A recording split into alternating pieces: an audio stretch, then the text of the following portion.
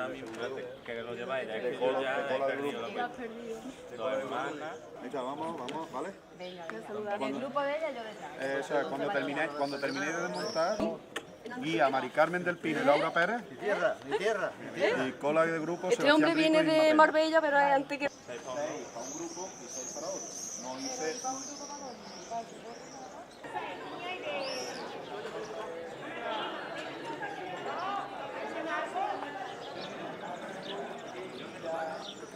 Ponle que nos vamos a hartar.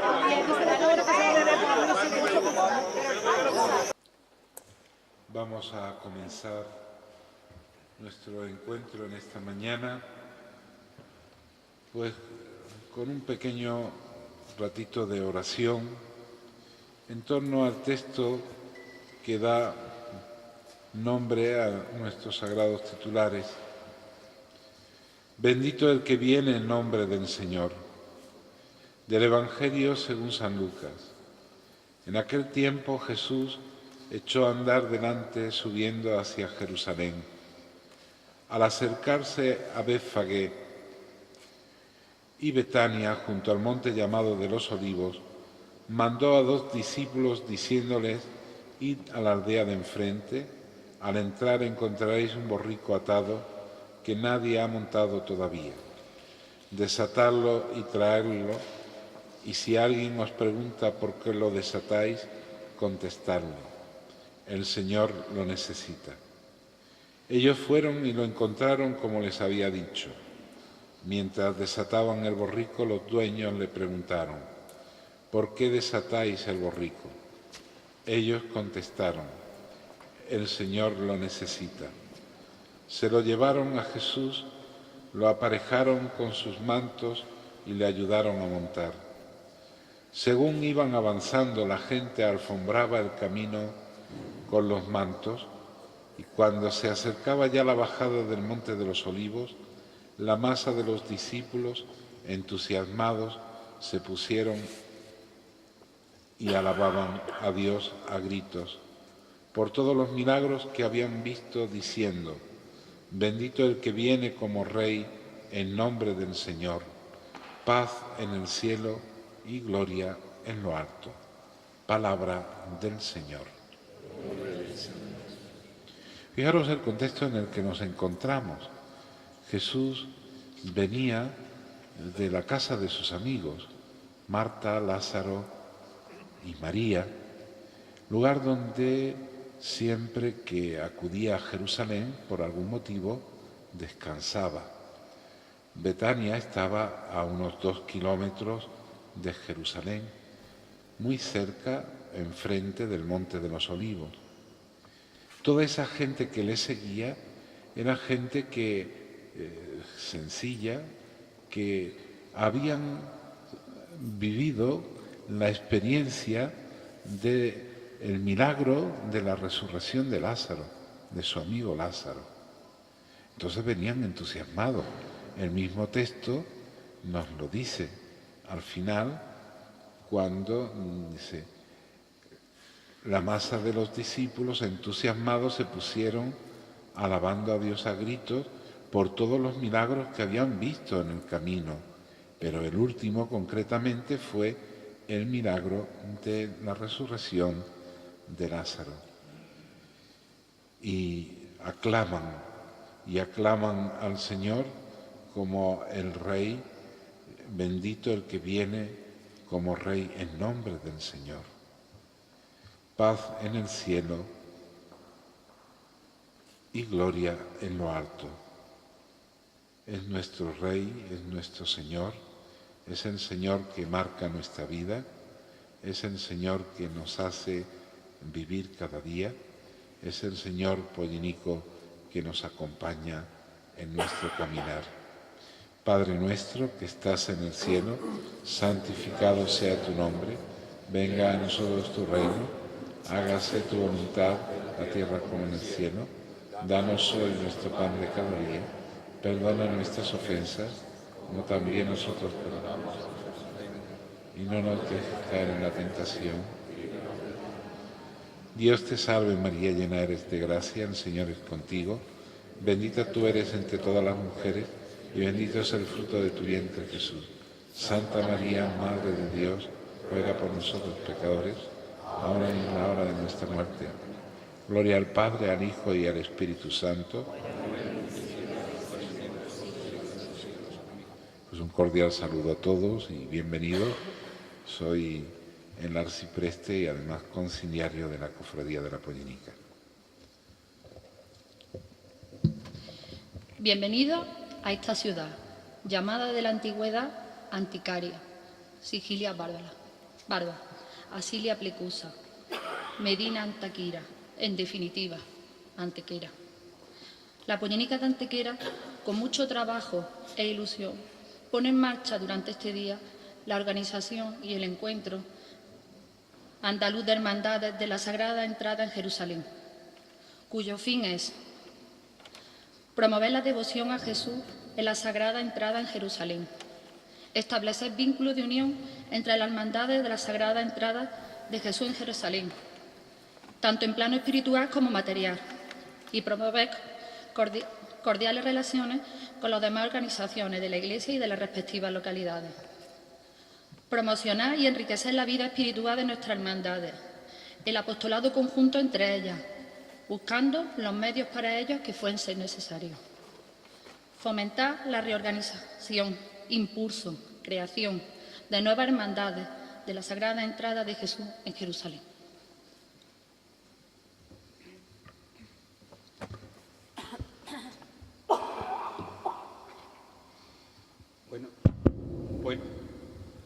Hola. Buenos días a todos. Gracias por vuestra asistencia. Antes de comenzar, ya nuestro padre se ha presentado, don Antonio Fernández, conciliario y arcipreste de Antequera. A mi derecha tenemos a Eduardo Villalón, que es vicepresidente de la agrupación de cofradías de Antequera, de Pasión de Antequera. Y a la izquierda pues tenemos a nuestro alcalde, don Manuel Barón, que todos conocemos a Manolo, ¿vale? Y solo desearos dar las gracias por vuestra asistencia. Sé que algunos han venido de muy lejos, de Madrid y de diferentes partes de Andalucía, que habéis hecho un gran esfuerzo por estar aquí. También pues agradecer, como no, al alcalde, a todas las stands que están aquí, que su trabajo han tenido, a toda nuestra cofradía que han trabajado para que esto funcione. Y nada, y solo esperar lo que ha dicho nuestra secretaria, que es una parte de los estatutos que tenemos nuestros, que a ver si podemos fomentar y darle realce a nuestra titular, que es nuestro Jesús en su entrada en Jerusalén. Para comenzar, pues que nos dé unas palabrillas cada representante. Don Antonio. ¿Acabado? Pues Eduardo. ¿Sí?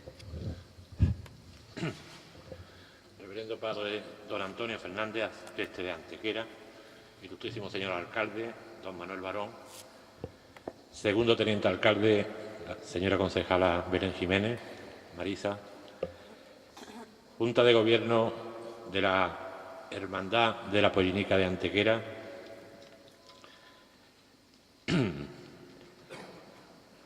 estimados cofrades de las distintas hermandades de Jesús a su entrada en Jerusalén, de Andalucía, que hoy nos visitáis, buenos días a todos. Para la agrupación de hermandades y cofradías de Antequera es un gran orgullo y satisfacción daros la bienvenida a todos a este 15º Congreso Andaluz de Hermandades de Jesús a su entrada en Jerusalén, organizado por la Cofradía de la Polínica de Antequera. Antequera es una ciudad con un rico patrimonio cofrade, que generación tras generación se ha ido cuidando con mucho cariño para hacer de esta Semana Santa de Antequera una de las más importantes y singulares de Andalucía y de España. La Hermandad de la Polínica de Antequera ha preparado con mucho esfuerzo y dedicación esta jornada repleta de actividades en las que comprobaréis de primera mano por qué Antequera es una ciudad monumental, cargada de patrimonio y de tradición cofrade. Desde la agrupación nos ponemos a vuestra disposición y esperamos que tengáis un feliz día de hermandad y de convivencia en nuestra ciudad. Muchas gracias.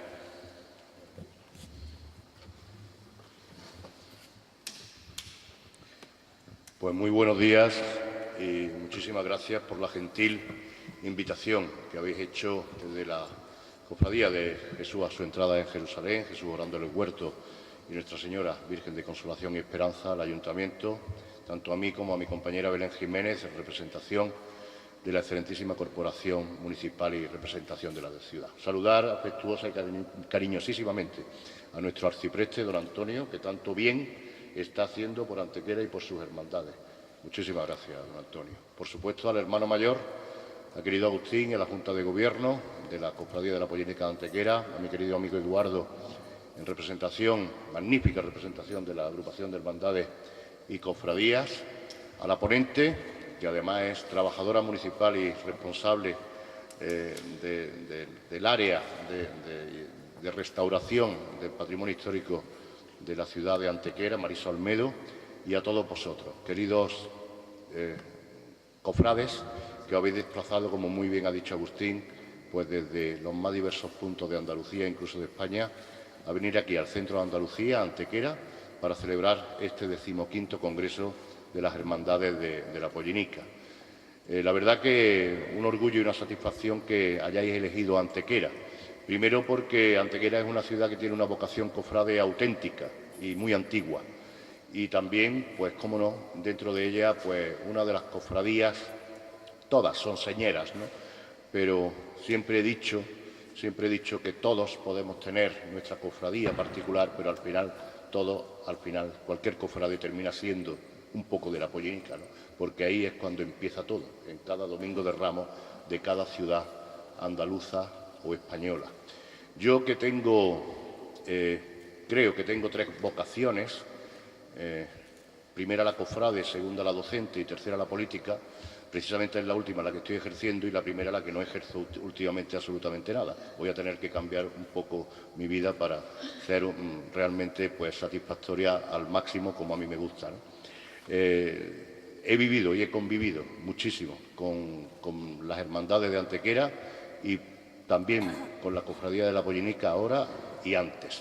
Precisamente quiero deciros una pincelada para que veáis el simbolismo que Antequera tiene en todo su ámbito patrimonial, histórico, artístico y con una parte importantísima, las cofradías y hermandades, dentro de ese amplísimo abanico que tiene Antequera dentro de su riquísimo patrimonio. Y es el hecho simbólico de que lo podréis ver a lo largo de esta jornada, de este día, que Antequera quiso, el pasado año 2014, rendir homenaje a todo lo que supone la tradición de la Semana Santa. Y precisamente lo hicimos en un momento en el cual la iglesia de San Agustín, la sede canónica de la cofradía de la Pollénica, de la parroquia de San Sebastián, estaba terminando de ser restaurada al 100%, pues toda su parte exterior y completamente rehabilitada la fachada tanto de la torre como de la puerta principal de la iglesia. Y quisimos erigir el primer monumento a la Semana Santa en Antequera, precisamente cerca de San Agustín, cerca de la iglesia donde se inicia el caminar cofrade de todos los cofrades antequeranos, dando ese sentido simbólico de relevo, de continuidad en la tradición de siglos que se está llevando en Antequera, en esa escultura, en esa estatua maravillosa en el que se refleja ese testigo que le da pues las personas que más tiempo llevan ejerciendo su vocación cofrade, como son los abuelos, como son los padres, a los niños pequeños, para que la tradición de la Semana Santa y concretamente el inicio, donde arranca todo, que es las cofradías del Domingo de Ramos, puedan perpetuarse en nuestra ciudad y en toda Andalucía. Por tanto, bienvenidos a Antequera, bienvenidos a nuestra ciudad. Espero que disfrutéis de un día maravilloso, caluroso, seguro que vais a disfrutarlo en plenitud, pero que podáis conocer, convivir y aprender, en definitiva, de unas buenas personas, que son los cofrades de la Pollénica de Antequera, que han puesto muchísima ilusión, os lo puedo asegurar. La petición se hizo en el mes de octubre del año 2014, creo, y que hoy tiene su justa recompensa. Por tanto, bienvenidos, muchísimas gracias y espero que sea una jornada muy productiva en lo personal y también en lo cofrade. Gracias.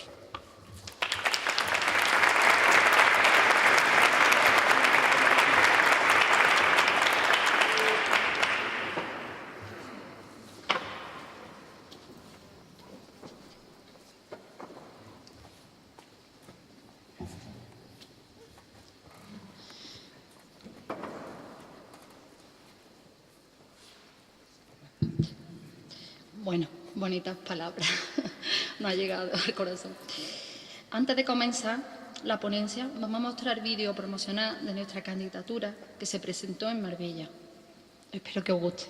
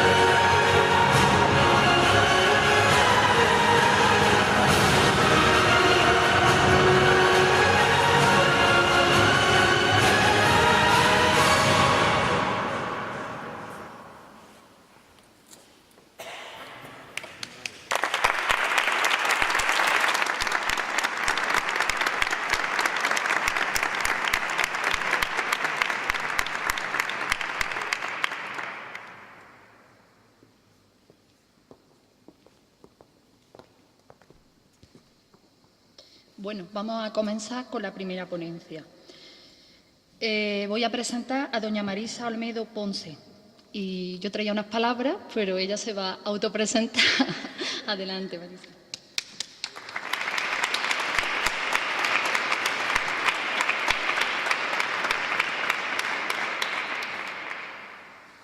Buenos días a todos. Bueno, pues me voy a presentar, como le dije a Laura, y antes de nada, no voy a utilizar el micrófono porque yo creo que el sonido es bastante bueno y yo soy un poquillo inquieta y prefiero moverme. Entonces, pues, como dice Laura, soy Marisa Olmedo, trabajo en el taller municipal de restauración de Antequera. Y claro, esto no es habitual, el que un ayuntamiento tenga un taller municipal de restauración. Bueno, ahora les explicaré un poquito cómo es la historia y qué es lo que llevamos haciendo a lo largo de estos 25 años.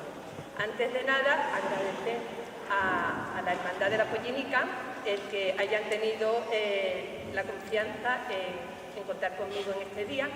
No va a ser una conferencia, no va a ser una ponencia, son reflexiones en voz alta. Y los que son de Antequera las conocen, pero a mí me gustaría compartirla con todos ustedes, que el resto que no son de Antequera, y esto quiero que sea, son las 10:30 de la mañana, podría ser soporífero el que yo empezara ahora a leer un papel, lo que quiero es que sea un diálogo entre ustedes y yo, y cualquier duda, cualquier cosa que se les ocurra, pues quiero que la puedan manifestar, que no sea algo con etiqueta, algo demasiado formalizado. Entonces, tengo aquí un guión, pero que al final el guión no lo voy a utilizar. Bueno, pues yo llegué hace 25 años a Antequera de una forma accidental a trabajar en una escuela taller y bueno, por ciertas circunstancias me llamaron desde la administración si podía realizar otro tipo de trabajo. Fue algo circunstancial en un momento, he dicho 25 años, ¿no? Ya son casi 27 años, y desde entonces, pues una cosa llevó a la otra. Hubo un momento, que fue en el año 90, un momento donde había mucha inquietud en la administración, en el ayuntamiento y en el museo, el que era el responsable en aquel momento, y bueno, yo creo que no fue de forma premeditada, es que no lo fue. El equipo eran los mismos trabajadores del ayuntamiento. Yo en un principio no formaba parte de la plantilla, pero pasaron los años y ya sí pertenecía a la plantilla. Empecé aquí, en Santa María precisamente. El taller estaba ubicado en una habitacióncita pequeña que está allí arriba, y han sido muchísimos años donde Antequera, para los que no lo sabéis, de la provincia de Málaga, ha sido prácticamente la única ciudad a la que no le afectó, o casi no le afectó, la guerra civil. Entonces, aparte de tener un patrimonio riquísimo de siglos atrás, tenemos la gran suerte de contar con ese patrimonio prácticamente intacto en cuanto a las consecuencias de la guerra civil. Cuando yo llegué en aquel momento, pues yo creo que ese era el mismo panorama que podían tener todos ustedes, ¿no? Muchísimo patrimonio. El siglo XX, después de una guerra, el estado de conservación dejaba mucho que desear. Aquellos mecenas que tuvimos en el 16, 17, 18 ya habían desaparecido prácticamente en el 19, y en el 20 no había nadie. Y Victoria,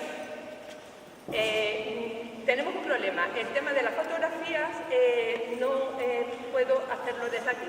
Entonces voy a decir siempre continuar en voz alta para que la alcance a mi hija, que es la que está pasando la fotografía. Bueno, pues cuando llegué, como les digo, el siglo XX se caracterizó porque no había mecenas. Esos grandes talleres, las restauraciones, en estos siglos anteriores los responsables eran los propios artistas. Aquellos talleres donde se creaban eran también los talleres donde se restauraba. Entonces, muchas veces hemos encontrado piezas donde es mejor la restauración que la propia pieza. Pero ya cuando empezamos a acercarnos al siglo XIX, siglo XX, esos mecenas desaparecen, esos grandes talleres desaparecen y va menguando la calidad. Cuando yo llego aquí tengo lo mismo que yo creo que existía en el resto de Andalucía. Y ya no voy más allá, ¿no? Yo me quedo en lo que... Sé que hay una hermandad que viene de Madrid, pero vamos, yo ya tan lejos no llego. Aquí lo que teníamos, voy a hacer un inciso. ¿Recordáis hace 2 años, tan famosa como se hizo esta señora, Cecilia? Y todo el mundo, a mí me llamaba la atención porque todo el mundo se asombraba. Yo decía, pero si Cecilia hay poca, pero Cecilio, yo creo que por muy pequeña que es una pedanía, tiene su Cecilio. Y eso fue lo que yo me encontré, muchísimas personas voluntariosas, pero esto es un ejemplo. Bueno, la calidad deja un poco que desear, son fotografías muy antiguas, pero que yo creo que eran representativas. Le voy a hacer un poquito. Este era un cuadro que apareció en unas cámaras del antiguo hospital. El antiguo hospital era un antiguo convento y en las cámaras había el propio Duterte. Este cuadro estaba en la gesta que presentaban en aquel momento, están viendo el ojo ese y el rostro. Es como si fuera el monigote de un niño pequeño. Y esa mano que aparece por aquí, pues así estaba el cuadro. Entonces, si cualquier persona que no fuera yo en ese momento, que soy una profesional, coge el cuadro y piensa, esto no sirve para nada, ese cuadro hubiera ido a la basura. El siguiente. Bueno, pues cuando se le elimina todo, no es repite. Yo creo que aquello realmente fue el trabajo de un niño, porque aquello fue también colegio de huérfanas. Todo lo que ustedes están viendo blanco son las faltas de pintura. Ya aparece el rostro de la fundadora. Este es un retrato del siglo XVIII. Aparece el retrato de la señora y estáis viendo esto, eso y esto. No sé si hay otro. Eso es un cuadro que queda subyacente al que estamos viendo. Esto fue una reutilización de un cuadro posiblemente del siglo XVII, en mal estado de conservación, que en el XVIII lo recortan y por falta de medios, me imagino, le hacen el retrato a esta señora. Lo normal hubiera sido, en cualquier circunstancia, que ese cuadro hubiera terminado en la basura, porque cuando ustedes ven eso, ese monigote, nadie piensa que debajo ni puede estar este retrato, porque además había una especie de estela que estaba repintada de forma muy burda también. Entonces, lo que pasa es que solamente he traído esta fotografía. Y lo que menos se podían imaginar que un cuadro de tanta calidad, como la Virgen, veis el rostro, la flor y el niño, estuviera debajo. ¿Qué es lo que vamos a hacer? Retratos de personajes del siglo XVIII o XIX no tenemos prácticamente en Antequera, porque lo que ocurre con todo el patrimonio en Andalucía es un patrimonio artístico, pero sobre todo religioso. Entonces lo que son retratos de personajes no son muy abundantes. Este cuadro está ahora mismo en el taller, es de propiedad del ayuntamiento, se ha documentado bien lo que hay debajo y esperamos que dentro de 100 años o de 50, o cuando sea, vendrán otros profesionales, avanzará la tecnología y será el momento de decidir recuperar o no sabemos cómo. Pero no se puede eliminar uno a favor del que está debajo. Con todo esto lo que os quiero decir es que la restauración no es un taller donde te llevan las cosas y tú te dedicas a arreglarlo. Mejor o peor que lo han hecho otros en otros momentos, no. La diferencia, cuando yo llegué a los 25 años, la restauración había empezado en España a finales de los 60. ¿Y en qué consiste un restaurador? Un restaurador es un profesional que no es artista. Es la combinación de métodos científicos con métodos, por supuesto, tenemos que conocer la tecnología con que se ha realizado una obra, ya sea una escultura, una pintura, una pintura mural, una talla de piedra. Tenemos que conocer la tecnología, tenemos que dominarla, pero sobre todo tenemos que tener conocimientos de historia, tenemos que tener conocimientos, criterios, unos criterios que están establecidos. La primera Carta de Atenas se escribió en 1931. La siguiente fue la de Venecia, que fue en 1964. Y les digo una cosa, aún no se ponen en práctica todos los enunciados de aquellas cartas. Y se trata de criterio. Y criterio es que cualquiera no es bueno para venir y decidir. Yo me he equivocado, yo soy profesional y yo ahora mismo, cosa que hice hace 20 años, pienso, digo, no, aquella capa no tenía que haberla eliminado, tenía que haberla dejado, o aquello no tenía que haberlo restituido, tenía que... Yo, siendo profesional, que siempre lo pienso todo, me equivoco. Pues lo único que quiero es hacerle una llamada de atención con este ejemplo para que entiendan que, aun si los profesionales nos equivocamos, alguien que su profesión no tiene nada que ver, le falta conocimiento y que tenéis la suerte de tener en vuestras manos un patrimonio que vosotros no, porque no solamente se trata del patrimonio de la cofradía, que es una responsabilidad. Muchas veces estáis ubicados en espacios de los que, de una forma accidental, también os tenéis que hacer responsables, por lo menos eso pasa en Antequera. Si la hermandad está ubicada en una iglesia que no es parroquia, o aunque sea parroquia, está desbordada, de pronto se cae algo, ¿qué hacemos? Tenemos que esperar a cultura, que esperamos 5 años, 10 años, como pasó aquí, una de las iglesias que veía a ver Santo Domingo, empezaron a arreglar la cubierta, llovió, aquello fue tremendo, pero se tardó años no sé cómo decirlo, en rematar el tema. Pues ¿por qué? Porque hubo que empezar desde abajo, otra vez un nuevo proyecto, tal y cual. Mientras tanto la estructura se caía, todo se deterioraba. La administración es lenta, eso es otro problema. La iglesia está desbordada, es decir, es la propietaria. Le corresponde tanto a la iglesia como a la administración la tutela. Pero realmente yo lo que he visto en todos estos años es que sois vosotros, los usuarios, los que muchas veces tenéis que responsabilizar desde un cuadro que se ha caído, a una gotera, a una tubería que se ha roto en un pequeño aseo, y sois vosotros. Y luego también llegamos personas como yo diciendo, pero ¿cómo se os ha ocurrido hacer tal cosa? ¿No? Y yo todos me conocen porque yo siempre estoy diciendo, pero ¿esto cómo se ocurre? Pero yo lo entiendo. Si yo no tuviera mi profesión, y yo veo una talla de madera con oro del siglo XVIII y que le falta oro, yo, sin ser restauradora, digo, si esto es oro, lo normal es que busque un dorador, ¿no? Eso es lo que yo pienso que dirían muchos de ustedes, pues vamos a buscar un dorador. Pues eso es lo que nunca hay que hacer, pero ustedes no tienen por qué saberlo. Entonces, yo creo que tanto administración como la propiedad, que es la iglesia, tendrían que estar más coordinadas y centrarse en que ustedes sois usuarios, ustedes tenéis en vuestras manos un patrimonio que no tenéis por qué entender el cómo tratarlo y que le corresponde a la administración y la iglesia el daros instrucciones. Y esto era el final de mis reflexiones. Esto es lo que me pasa por no llevar un guión. Vale. Pues me voy a acercar más. ¿Me escucháis? ¿Sí? ¿No?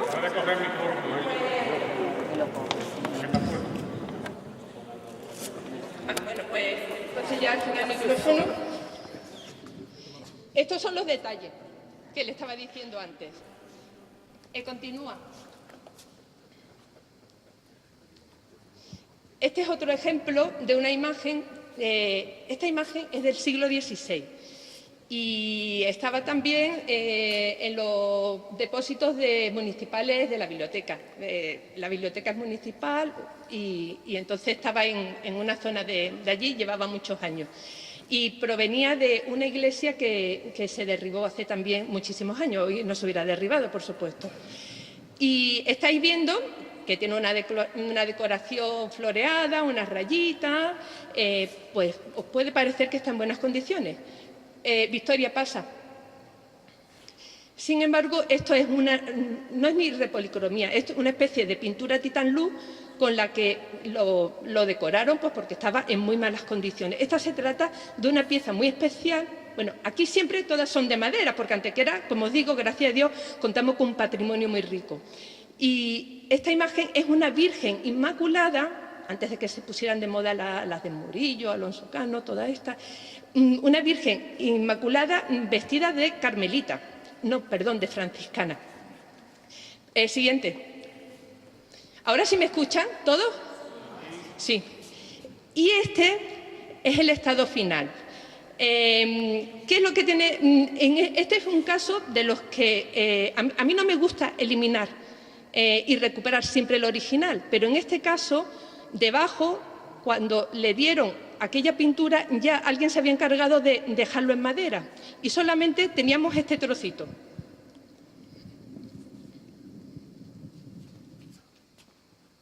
En la parte de atrás sí estaba prácticamente toda y bueno, y algunos restos de pelo, que en vez de tan oscuro, tan negro, era de este color.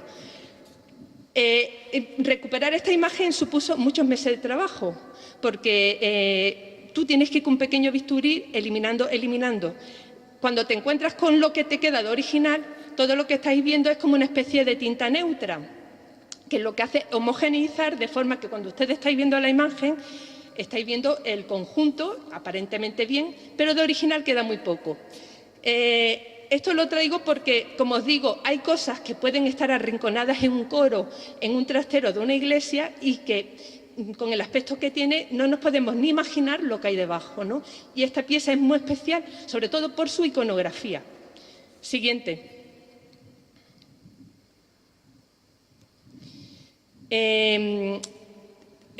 Iba a ir esta tarde a la Iglesia de los Remedios, pero tengo entendido que hay una boda y que no vaya a poder ir. Esta fotografía la he traído, lo que pasa es que como comencé antes a hablar de lo que no me correspondía en ese momento, era por lo mismo, por los espacios. Les voy a poner un ejemplo. Si ustedes tienen una habitación en su casa, o llegan, no en su casa porque no la tendrían así, bueno, una casa, llegan, está amueblada, tienen un salón, que hay algunas piezas muy especiales, pero el salón está todo sucio, polvo, cosas que no encajan, que tú dices, uy, si esto parece de mercadillo, ¿no? O de los chinos, y tú dices, ¿y esta pieza qué bonito? ¿Ustedes qué harían? Lo primero que se hace es limpiar. Lo primero que se hace es sacar de allí lo que, si no se tira, que no se debe de tirar nada, pues quitar de allí, empezar de lo general a lo particular. Pero si nos damos cuenta, a lo largo de la experiencia que he tenido en todos estos años, más es un fallo de la Administración que de las cofradías, lo que se hace es todo lo contrario. A la Administración le interesa piezas muy puntuales. Cuando hablo de Administración no hablo del Ayuntamiento, hablo de la Administración, cultura, cómo funciona. Pues porque donde hay mucho engranaje realmente es difícil llegar a lo más cercano, a lo más próximo. Entonces, si en una iglesia hay un retablo muy especial, un cuadro muy especial, un órgano muy especial o una escultura de fulanito que es muy especial, a lo largo de todos estos años se ha hecho una gran inversión en coger y ir restaurando esas piezas. Pero muchas veces lo hemos encontrado, y eso lo he visto yo, porque no solamente trabajo en Antequera, a lo largo de estos años he estado en también provincias diferentes, y lo que ve es que hay una inversión, hablando de las pesetas antiguas, 5 millones de pesetas cuando eran pesetas, en una escultura, se la llevaban, la traían, la colocaban en un retablo que estaba medio desvencijado, lleno de polvo, en una iglesia llena de goteras, con un suelo que 2 años después había que levantar, y no pasaba nada, porque si había cofrades, ya era afortunada la imagen. O el órgano, de un órgano especialmente que también me contaron la anécdota, totalmente restaurado, esa iglesia empieza de obra 2 años después, allí no había ninguna cofradía, ¿y qué ocurre? Pues a un albañil se le ocurrió, oye, que estamos llenándolo todo de polvo, el aparato y entonces se le ocurrió echarle un plástico. Si no, eso lo he visto yo de cosas restauradas y que se empieza la casa por el tejado. Es muchísima la inversión que se ha hecho, yo lo entiendo, que no se puede llegar a todo, pero se han malgastado muchas veces dinero ignorando las cosas que realmente eran fundamentales y buscando pues la que realmente podían destacar a la hora de una publicación o a la hora de presentarlas en los medios. Y a vosotros que tenéis, yo creo, bueno, yo he estado ojeando un poquito los que veníais, yo sé que me parece que hay de la provincia, creo que era Alameda, me parece que era Campillo, Archidona, que no es de la provincia, y luego también desde Madrid, Marchena, Lora del Río. ¿Voy acertando? Sí, ¿no? Y también he estado ojeando que algunos, Vélez Málaga, que algunos tienen, están ubicados en la propia iglesia. Yo sé que Vélez Málaga, su iglesia es un edificio BIC, que está protegido, y otros pues están en Casa de Hermandades Modernas. Pero es que da igual, el patrimonio no siempre tuvo 300 años ni 400, hubo un momento en que el patrimonio era nuevo y ese patrimonio nos ha llegado pues porque de alguna forma se cuidó. Muchos de ustedes tienen hoy patrimonio nuevo, patrimonio hace 20 años, 10 años, un manto que a lo mejor de hace 5 años, pero lo importante es que ustedes cuiden ese patrimonio, que sean capaces de pasarlo a las generaciones venideras en las mismas condiciones y que dentro de 300 años sea patrimonio. Yo digo que no solamente las grandes piezas tienen valor, todo tiene valor. Todo tiene valor porque es parte de la representación de nuestra cultura, y nuestra cultura da igual que seas creyente o no. El patrimonio andaluz es un patrimonio artístico, sobre todo religioso, y una gran parte está depositado en manos de las cofradías. Entonces, a mí me dicen muchas veces, y en Antequera, ¿por qué el ayuntamiento está trabajando gratuitamente para un patrimonio que es de la Iglesia? Digo, porque todos los ciudadanos sienten ese patrimonio como suyo. El ayuntamiento, todas las personas que componen ese ayuntamiento, antes era socialista, ahora es PP, da igual. Aquí hay una conciencia de que el patrimonio de nuestra Iglesia, de nuestros cofrades, es patrimonio de todos nosotros y representa el patrimonio de una parte de Andalucía. Y ya aquí ya nos olvidamos de frontera, Andalucía, España, Europa es patrimonio. Y el patrimonio no solamente son las grandes piezas, porque ustedes piensen que hay cantidad de elementos de enseres, que es un patrimonio etnológico, que ya no se volverá a repetir. Bueno, yo estoy hablando sin fotografía. Pasa la siguiente.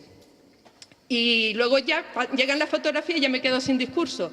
Bueno, esto es lo que yo le explicaba de lo general a lo particular. Aquí estábamos desbordados porque, como les digo, fue una cosa sin calcular, no era premeditado, pero se comenzó y ya no sabíamos por dónde abarcar. Entonces, de una forma natural, aquí siempre se trabajó de lo general a lo particular. Esta era una iglesia que llegamos porque nos llamaron de Los Remedios. No le iba a decir si la veían, pero como no la van a ver, un retablo que se estaba cayendo. Llegamos rápidamente, el carpintero, ya el carpintero está jubilado, un tallista que sigue trabajando en el ayuntamiento, Antonio García, magnífico, escultor, tallista, lo que haga falta. Es un artista, ¿no? Tenemos la suerte de contar con él. Y la aquí presente, y aquello había que desmontarlo, pero no se desmontó del todo, solamente fue obras de urgencia. Lo que les quiero decir que con una obra de urgencia, todo lo que se puede hacer. Empezamos con este retablo. ¿Ven cómo está el cuadro? Si yo me pusiera a su lado, llegaría a esta altura. El cuadro es inmenso. Esto no se puede hacer una restauración en condiciones. Sí, en condiciones. Lo que se hizo fue fijar toda la pintura que se estaba cayendo, evidentemente se limpió, todos los bordes que estaban aflojados se tensaron y se le añadió un borde por la zona inferior. Esto es un trabajo rápido de urgencia, de conservación, pero yo creo que si hiciéramos eso con todo el patrimonio sería mucho más importante que esmerarnos en una restauración totalmente afinada de un solo enser o de un solo bien. Victoria, ¿puedes retroceder? Retrocede. Entonces, ya les digo que la calidad no es muy buena. Este ya el retablo, el cuadro colocado y el retablo. Ustedes lo ven hoy en día y sencillamente es un retablo antiguo del siglo XVIII, muy bien conservado, él y su lienzo, y no tiene una restauración como tal. Ve pasando. Ahí. Esta imagen ya la he utilizado otras veces, lo que pasa que como casi todos sois nuevos y se trata de una imagen de la iglesia de San Agustín, no es una titular, por eso me he permitido el ponerla tal como son, ¿no? Con el torso de madera, que muchos de ustedes seguramente no la habrán visto así. Estas son las típicas piezas que te encuentras en los trasteros y que uno dice, bueno, sin ojos, ¿qué hacemos con esta Virgen, no? Y se queda en el trastero. Y esta es una imagen del 18 y también tiene su autor y tiene su valor. Y luego, Victoria pasa. Y sin ojos. Entonces, como muchos de ustedes no conocen en qué consiste un proceso de restauración, que muchas veces no es tan aparatoso. Es aparatoso, pero no es tan dificultoso, sino que tienes que echarle imaginación. A mí no me enseñaron cómo tienes que poner unos ojos ni cómo tienes que hacerlo. Cuando una imagen no tiene ojos y son ojos de cristal, eso no te lo venden en una tienda. Antes, en siglos anteriores, sí había talleres donde se dedicaban exclusivamente a hacer ojos de vidrio. Eso ya desapareció. Pasa. Esto me lo inventé yo. Esto es como de escayola. Creo que era de escayola. Pues sencillamente fui dándole forma y probando por la parte de atrás hasta que conseguí exactamente lo que era el círculo apropiado, ¿no? Pasa Victoria. Ya se le puso por detrás, que se fija siempre con cera, tenía muchas capas de pintura que no tenían calidad ninguna y a esta sí se le hizo una restauración total. Pasa. Y ustedes están viendo y dicen, ¿qué trabajo? Pues esto no fue un trabajo de mucha envergadura, es decir, es un trabajo entretenido que tienes que echar imaginación, pero has recuperado una imagen del siglo XVIII. Yo pienso que muchas veces esas cosas que tenemos guardadas, arrinconadas, el recuperarla le estamos salvando la vida, porque tú a lo mejor dices, sí, la voy a dejar en el trastero, pero a lo mejor mañana vienen y hacen limpieza en el trastero. Y dice, mira, esto vamos a romperla, la quemamos, porque claro, una cosa religiosa y no vamos a tirarla al contenedor de la basura. Pero así se ha hecho mucho. Luego les enseñaré al final un atril del 16 que precisamente el director del museo, el director antiguo que ya se jubiló, lo recuperó de un montón de basura que iban a quemar en una de las iglesias de aquí. Era un atril del 16-17, todo de taracea. Pero claro, totalmente carcomido por la polilla y irreconocible la taracea porque estaba todo lleno de suciedad, excrementos de palomo. Y eso lo verán. Pasa, Victoria. Estas son las intervenciones, como yo digo, que son forzosas. Esto fue un incendio que hubo y el estado en que quedó la imagen de este tamaño más o menos. Entonces yo lo que quiero es que ustedes vayan distinguiendo en que hay restauraciones que son forzosas. Otras veces que lo más importante es la conservación. Yo siempre digo conservar y menos restaurar. En el 1931 y en el 64... en aquellas primeras cartas que se establecieron a nivel internacional, antes de que la UNESCO se estableciera y se hiciera cargo responsable más o menos del tema cultural, ya se hablaba que restaurar lo justo y necesario y que sobre todo conservar. Evidentemente, ni por parte de la Administración, ni por parte de los usuarios, ni por parte de la Iglesia, esto no es una premisa que esté viva, porque siempre pensamos en restaurar. No, vamos a invertir menos dinero en restaurar y con ese dinero podemos conservar todo un patrimonio, que ya el día de mañana habrá tecnología para intervenir ese patrimonio. La tecnología hoy en día está incipiente, está comenzando. Hay cosas que van a ser inimaginables dentro de 50 años, como ese cuadro que os enseñé al principio, que tenía subyacente otro cuadro. Pasa, Victoria. Pues esto tiene solución, y no es una solución tampoco tremenda. Esto también me inventé yo el método de coger, atraer el vidrio y con adhesivo, pues fijarlo.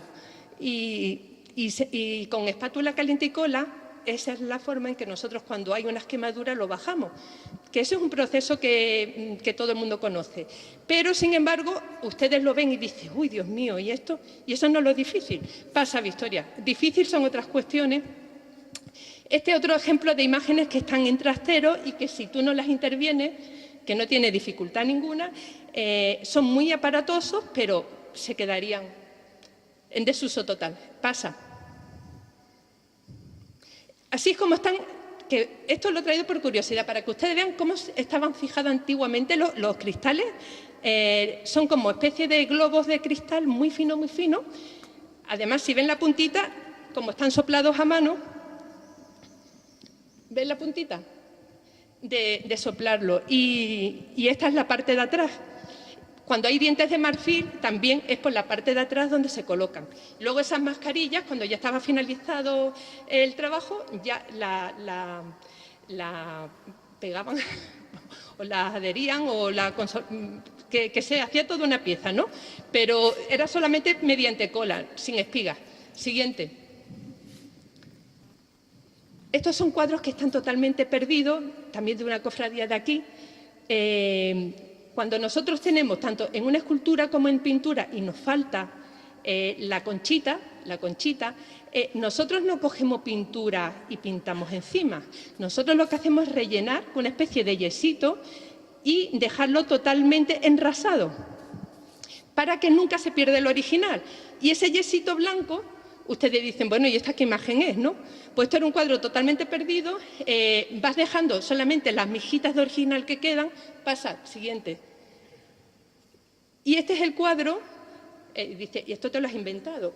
No, no, tú tienes como si fueran las cabezas de alfileres de pintura original, y entre cabeza y cabeza queda un huequecito blanco, que ya antes hemos preparado. Si tú coges y pintas ese huequecito justo con acuarela siempre, que es un material reversible que es diferente al original, si tú le das una gotita de acuarela del mismo tono, al final te va saliendo. Bueno, yo me quedo asombrada con la ovejita de la derecha, que tiene el manchón negro. Yo ni veía oveja, ni manchón negro, ni nada. Y conforme tú vas uniendo puntos, esto es como cuando éramos niños, ¿no? Que empezaba a unir puntos y te salía una imagen. Pues igual. Ese cuadro está medio terminado y lleva medio terminado ya muchos años, pero estas son las cosas que pasan. Sigue. Este es el último trabajo que se está haciendo en el taller, que este es el Cristo de la Suerte. Yo voy a mirar porque yo me pongo a hablar y no sé ni cómo voy de tiempo. Sí.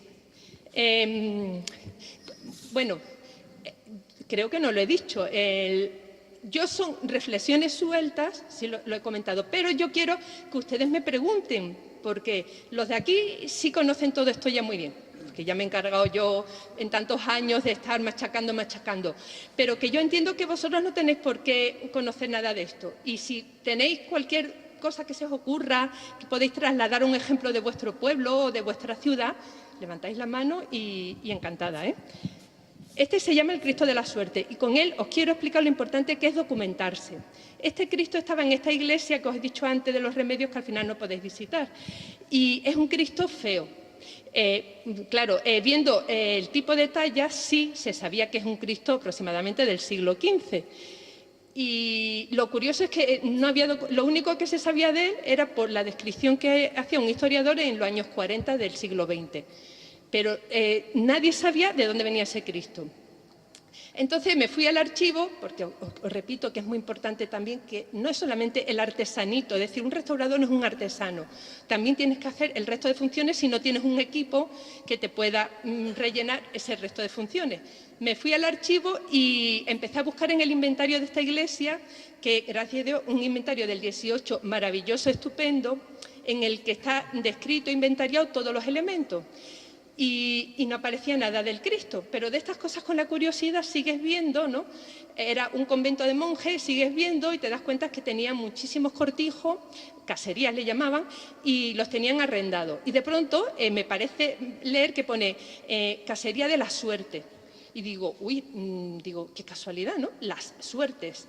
La suerte no es porque traiga suerte, porque yo siempre pensé, digo, usted tiene que ser un Cristo que lo tocas y te tiene que traer suerte. Pues no, la suerte es el término que se utilizaba en el Imperio Romano cuando los legionarios se jubilaban, sorteaban tierras, que tenían unas medidas que venían a ser como, en fanegas no lo recuerdo bien, como fanega y media por no sé qué ancho, y eran como unas medidas estipuladas, y entonces era el sorteo. Del sorteo, cuando luego posteriormente se continuó y en la Reconquista se seguía utilizando ese mismo término y se seguían sorteando las tierras. Entonces, de sortear suertes. Entonces, el término viene de sortear, no viene de suertes. Bueno, eso no lo sabía yo, también me metí en internet y entonces ya todo eso lo fui descubriendo. Lo que les vengo a decir es que este Cristo llegó a la iglesia donde está a mitad del siglo XIX, seguramente con la desamortización. Y buscando en estas caserías, hablaba de que la habían adquirido a otra orden religiosa en el 1794, me parece. Y que a partir de ese momento uno de sus monjes se había ido a esa casería y esa casería consistía en una pequeña ermita donde había un Cristo muy venerado desde hacía siglos, que era este, y un pequeño molino donde estaba el molinero que era el que pagaba su alquiler, por decirlo de una forma, al convento. Entonces, durante 10 años tenemos a este monje que era Salinas, el hombre que reconstruyó la capilla, creo que volvió un poco a incentivar la devoción, estaba a 4 kilómetros de Antequera.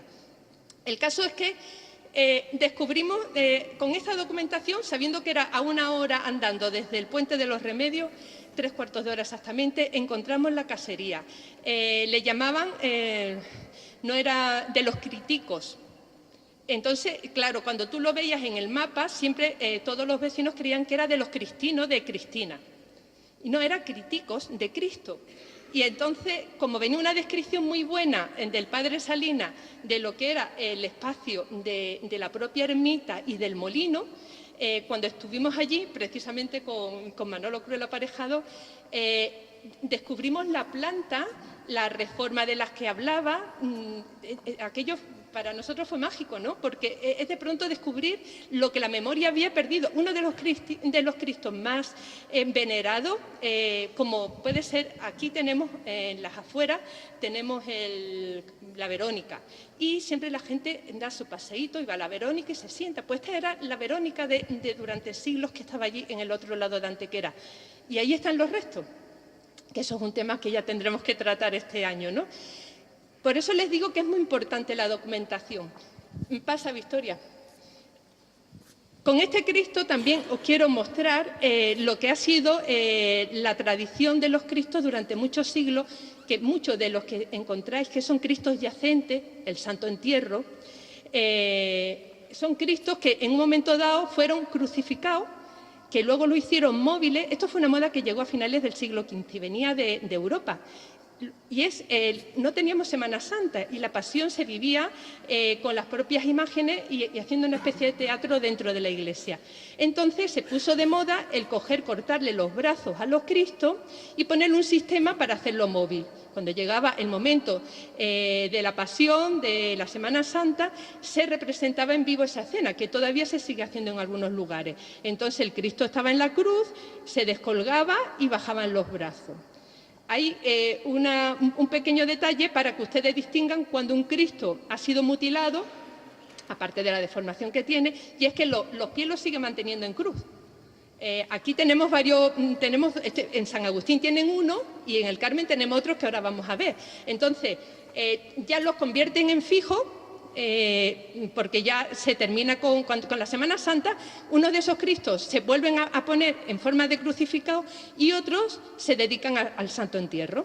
Entonces, los del Santo Entierro que fueron crucificados, si ustedes le miráis los pies que están cruzados, eso significa que fueron anteriormente crucificados. Pero que no podemos devolverlo a ser Cristos crucificados, porque lo que tenemos que entender es que es muy importante la historia de una imagen. Es decir, para intervenirla siempre habrá tiempo, pero tenemos que intentar dejarle todas las señas de identidad para saber cuál fue la historia de esa imagen. Si hoy la encontramos como una imagen ya, un Cristo yacente, aun sabiendo que fue un Cristo crucificado, ya no tiene sentido devolverlo. Espera un momentito. Espera. El sistema es que es muy curioso. Ustedes están viendo esta madera. Esto es una cuña que le pusieron ya para inmovilizarlo y hacerlo otra vez un crucificado fijo, que es como la fotografía que hemos visto. ¿Ven esta ranura? Por esa ranura era donde estaba el sistema de subir y bajar. Pasa, Victoria. Estas cuerdecitas, una vez, porque todo esto ha sido para documentar. El Cristo lo hemos encontrado como un crucificado. Lo que pasa es que tenía aquí unas cuñas de madera muy burdas, tenemos que dejarlo como lo hemos encontrado, como un crucificado. Pero esto se ha documentado y hay trocitos de cuero y las cuerdas que servían para movilizarlo. Hemos encontrado dos sistemas, es decir, este Cristo en el 15 posiblemente a finales lo convirtieron en móvil, tuvo alguna reforma posterior y seguramente sería ya en el 19 cuando lo hicieron fijo. Pasa, Victoria. Este es el Cristo del Carmen. ¿Están viendo los pies? Sí, y además tiene el hueco redondo del clavo, que si fuera un Cristo yacente tiene los pies separados y lo que tiene son una llaga, no tiene un agujero. Pasa, Victoria. ¿Están viendo esa deformación tan anormal del hombro? Este fue un Cristo también posiblemente del 16, finales del 15, del 16. Entonces, ustedes se lo pueden imaginar como era un brazo, un hombro más levantado que el otro. Y aquí queda oculto ya, lo ven como un redondelito, eso era como un clavo que me imagino que era el que permitía la movilidad del brazo. Pasa. Bueno, pues esto es un poquito de lo que hablé antes. Esto es un hachero de este tamaño. Yo me imagino, yo no soy historiadora, pero más o menos me imagino que sobre el 18 debe ser de la época en que data. Todo lo que ustedes... Estos son dos hacheros que ocurrió un accidente en una iglesia, se cayeron unas ventanas, estamos hablando de los años 40, y lo destrozaron. El golpe, pues, cuando me lo dejaron dentro de un baúl, había como 30 trozos de los dos hacheros. Estos son trabajos que no son urgentes porque tengo que decir que los titulares de las cofradías y todo lo que es el conjunto de la Semana Santa, eso tiene prioridad. Si de pronto a una imagen, aunque yo tenga muchísimo trabajo, se le cae una lágrima, se le rompe un dedo o otros accidentes que tampoco vamos a describir, que también suceden, tú lo tienes que dejar todo y te vas a hacer ese trabajo. Entonces, hay otros, como esto, que llevaba ya muchísimos años. Si es de los años 40 y yo lo cogí en los 90, pues imagínense cuánto tiempo llevaban dentro de un arcón. Entonces, se ha ido haciendo a lo largo de 10 años. Ya están listos y preparados para que se lo lleven. Pero les voy a explicar el por qué no se lo han llevado antes. ¿Por qué impedimos que se lo llevaran antes? Es muy importante que... Antes puse el ejemplo del oro. Yo entiendo que si tú no tienes nada que ver con la profesión, tú ves un oro antiguo deteriorado y lo primero que se te ocurre es llamar a un dorador, ¿no? Pero cuando se te explica el porqué de las cosas, yo creo que todos aprendemos, pero no siempre ocurre igual. Entonces, en este caso, lo veis muy negro, muy oscuro, porque es pan de plata. El pan de plata oscurece con los años y ese no tiene solución. A la hora de platear, el método es exactamente igual que el de dorar. Tú coges la madera, la preparas, le vas dando capas de yeso y le pones un bol rojo, que será un bol rojo o un amarillo, en este caso era rojo, que será sobre el que tú pegues, mediante cola de pescado, tú pegarás las láminas metálicas, ya sea de oro, de plata o de lo que sea. Entonces, en este caso la plata oscurece y no tiene solución. Entonces, hay momentos, las directivas van cambiando y eso es también un problema que tenemos. Tú puedes tener un grado de comunicación maravilloso, de pronto te viene una directiva y dices, tú, que nos deje, que pasamos de ti, que tú dices, muy bien, que pasáis de mí, muy bien, me parece estupendo, pero lo que pretendían era platearlo. Y tú le explicas por activa y por pasiva que no se puede platear, que eso es un bien además que estaba dentro de una iglesia Vic. Cuando tú tienes una iglesia Vic, todo su contenido es parte de ese patrimonio Vic. No siempre, pero casi siempre. Y sobre todo es la sensibilidad. Hay que tener sensibilidad. Cuando nosotros no nos gusta el aspecto de algo y queremos llamar, no a un restaurador conservador, queremos llamar a un profesional, oye, vamos a gastar el dinero y lo hacemos nuevo y lo guardamos. ¿De acuerdo? Y eso puede ocurrir lo mismo con un manto, eso puede ocurrir con un elemento dorado, eso puede ocurrir con uno de metal. Pero, señores, pero que nos va a costar el mismo dinero prácticamente. Pero no destruyamos lo que no entendemos. Y si tenemos dudas, preguntamos. Y si no se nos quedan claras, oye, lo dejamos bien guardado, que ya vendrán otros, ¿no? Pues les digo que ese fue un momento en el que se dijo, pues listo, se queda aquí en el taller. Ya aquello pasó, aquel momento pasó, aquella junta pasó y ya están a punto de llevárselo. Pero, por favor, que nos tenemos que concienciar que tenemos que seguir encargando cosas nuevas, que los imagineros tienen que comer y los doradores, pero que una cosa es restaurar, conservar y otra cosa es crear. Y yo os animo a que volváis a seguir, que continuéis encargando cosas nuevas, pero por favor, en las restauraciones, yo soy restauradora, pero cuanto menos se restaure, mejor, porque eso es como todo. No todos los traumatólogos son iguales de buenos y yo no presumo de ser buena, pero gracias a Dios restauro muy poco y me dedico, como ustedes han visto, me he pasado muchos años en andamio, limpiando polvo y fijando solamente trocitos de pintura. Eso no hace daño. Pero cuando intentamos decir, uy, mira la pieza, me la traen, la voy a dejar como nueva, eso no es restaurar.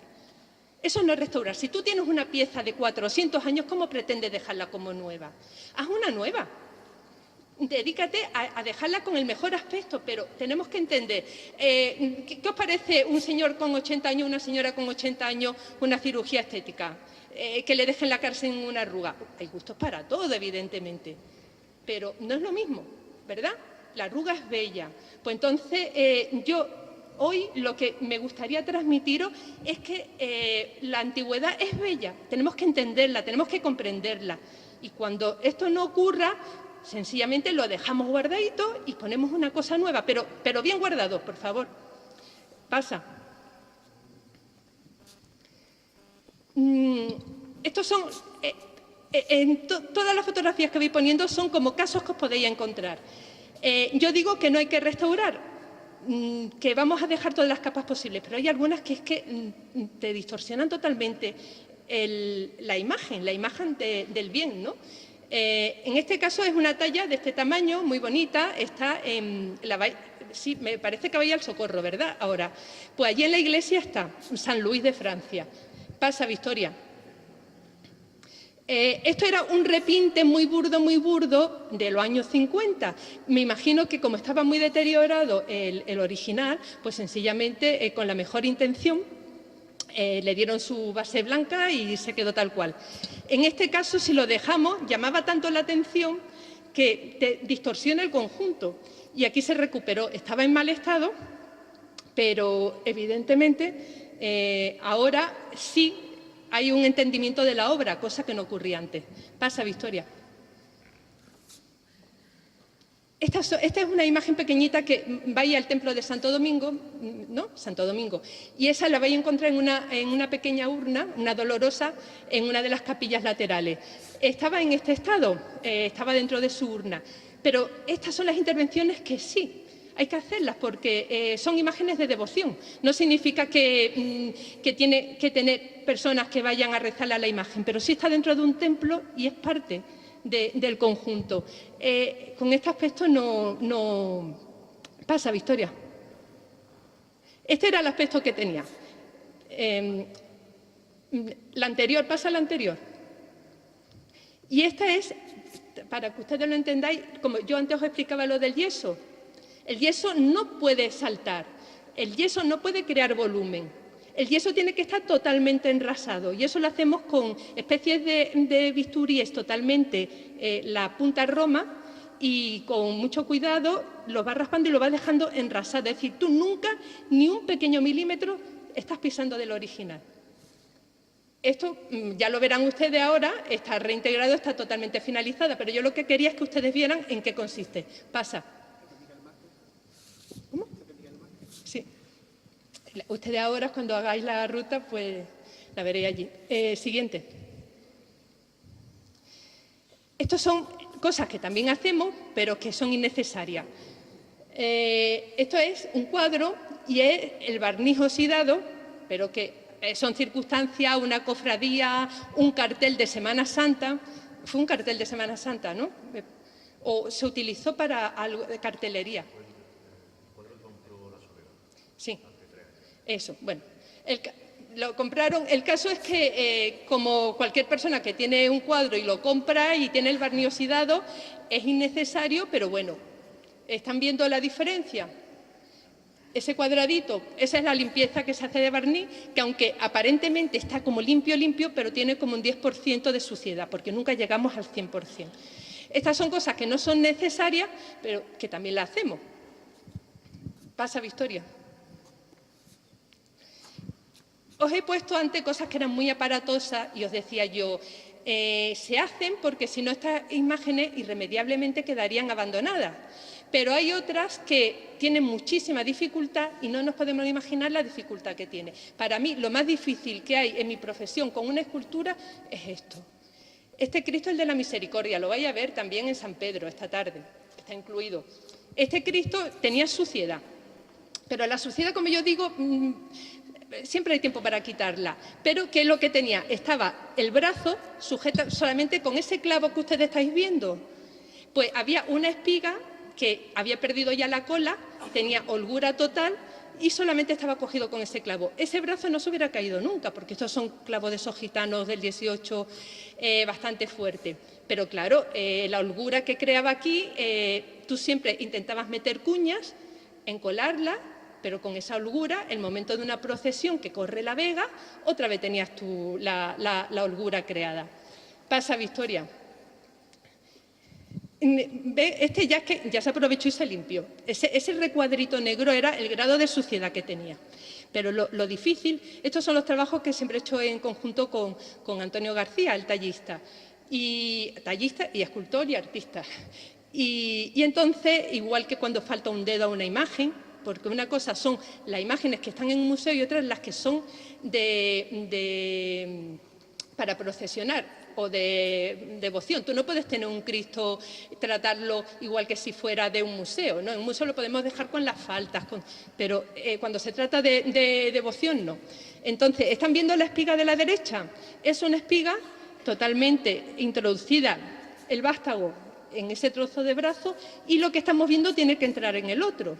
Pero aquí me imagino que tiene que haber muchas personas que son manitas o incluso que entienden de carpintería. ¿Se pueden imaginar la dificultad para que encaje perfecto, perfecto y que no quede más, que sobresalga más por un lado? A ver si me explico. Tiene que entrar, pero tiene que entrar en la dirección perfecta y que cuando tú pases la mano esté todo enrasado y que encima vaya totalmente encajada la espiga. Eso es un trabajo dificilísimo. Yo sola soy incapaz de hacerlo.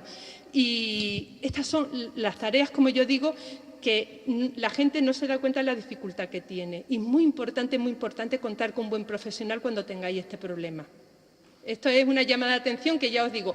Yo sé, porque he estado ojeando, que casi todos vosotros lo que tenéis son imágenes de fabricación reciente, años 60, y casi todas son imágenes de Olot. ¿Hay alguien que tenga parte de San Agustín? No, San Agustín es de Olot también. ¿Tenéis imágenes de madera antiguas alguno? No, ¿verdad? Es lo que me ha parecido. Pero como nunca se sabe, que sepáis que estos son de las intervenciones más difíciles que hay, ¿eh? Pasa, Victoria. Bueno, este es el Cristo ya restaurado, que ya lo veréis allí en la iglesia. Pasa.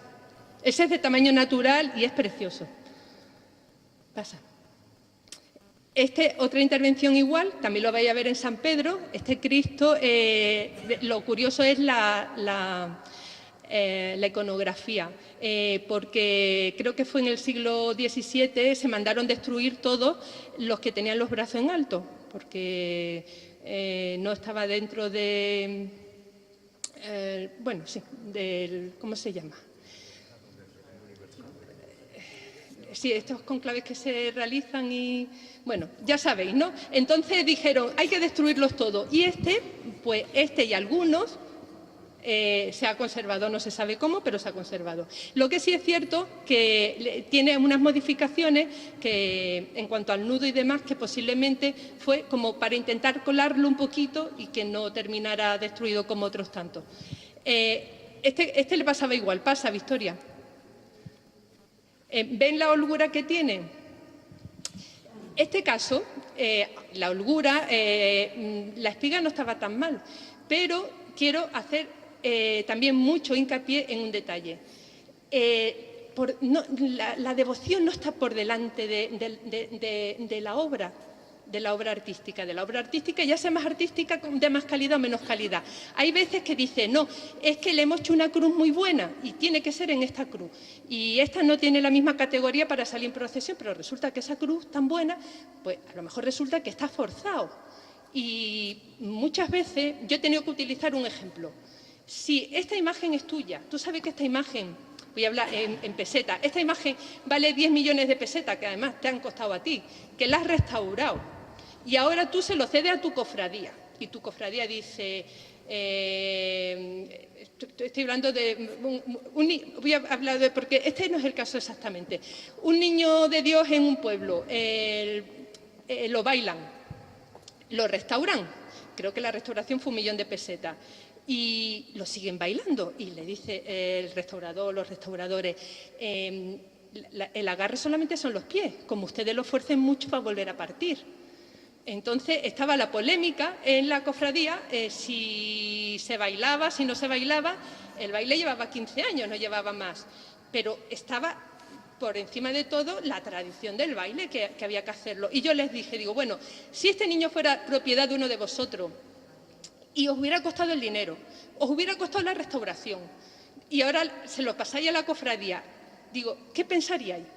Digo, ¿os daría ya exactamente igual que se bailara y siguiera deteriorándose o ya os molestaría un poco? Ya pondríais vuestras condiciones. Entonces, yo la llamada de atención es que no es todo el exterior. Las pasiones esas desgarradas que surgen muchas veces. No, que estamos con un patrimonio, En este caso estaba forzada la imagen a la cruz y, de hecho, estamos en ese tema, de intentar hacerle una adaptación de que no esté tan forzada. Pasa, Victoria. ¿Ve? Esto es otra imagen de... ¿Están viendo como el ángulo ese que hay? Ahí tiene que encajar perfectamente. Y es que no puede sobresalir un trozo del brazo y el otro tiene que estar enrasado. Es dificilísimo hacer este tipo de encaje. Pasa, Victoria. Este es ya el Cristo finalizado, que lo verán allí. Pasa. Esta es la devoción. Pasa. Ustedes... Este es otro tema, el carmín de los labios. El carmín de los labios y los abrazos. El año pasado estuve en una cofradía de una imagen de la titular femenina. Entonces se le había caído una lágrima y lo típico, va 2 días antes y se la pone. Y estábamos con foco porque estaba en una habitación un poquito oscura. Digo, ¿y qué es esto? Tenía aquí como una mancha, la había restaurado hacía poco tiempo. Y era el beso de una señora, evidentemente. Le había puesto la mancha de carmín y luego se dio cuenta y posiblemente con el dedo lo restregó. Entonces, pues teníamos aquí una especie de colorete. Pero eso es en todas partes. Y me decía el hermano mayor, pero bueno, si aquí no entra nadie. Digo, no, solamente entran las mujeres de la camarera. Y eso es lo que pasa. Yo lo quité rápidamente. Para ellos es un mundo. ¿Están viendo aquí los besos cómo se están señalados? Ese es el Cristo que hemos visto antes con los brazos en alto. ¿Están reconociendo las manchitas de carmín justo en el tobillo? Pasa, Victoria. Esta es la suciedad, pero eso es inevitable. Este Cristo ha estado siempre al alcance de las manos y entonces entre los besos, que es el carmín que hemos visto antes, veis como en la parte de abajo la suciedad. He dejado esa cata para hacerle la fotografía, ya sin embargo en la parte superior ya la suciedad es mínima. Pero pasa, Victoria. Esto es pero esto es en todas, ¿eh? Esto no he cogido esta especialmente, pero eso pasa con todas. Estos son los alfileres, las cabezas, las vestidoras, no sé, pero de todas formas, como vosotros todos tenéis imágenes de Oló, pero también no sé si hay que vestirla y también se señala. Entonces, vuelvo a insistir que son obras de arte, que su restauración vale mucho dinero, que muchas veces no lo valoramos porque no es nuestro. Entonces, cuando nos interesa lo vemos como una imagen de devoción, pero cuando nos interesa la vemos como un material. Entonces, además, esta imagen tenía delito porque se había restaurado 10 años antes. Evidentemente, la directiva actual, el secretismo, ese es otro tema.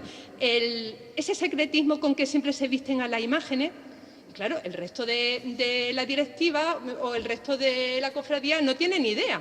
Solamente que qué bonita va la Virgen, ¿no? ¿Habéis visto qué bonita va la Virgen? Y a lo mejor la Virgen por dentro va la pobre como esta, ¿no?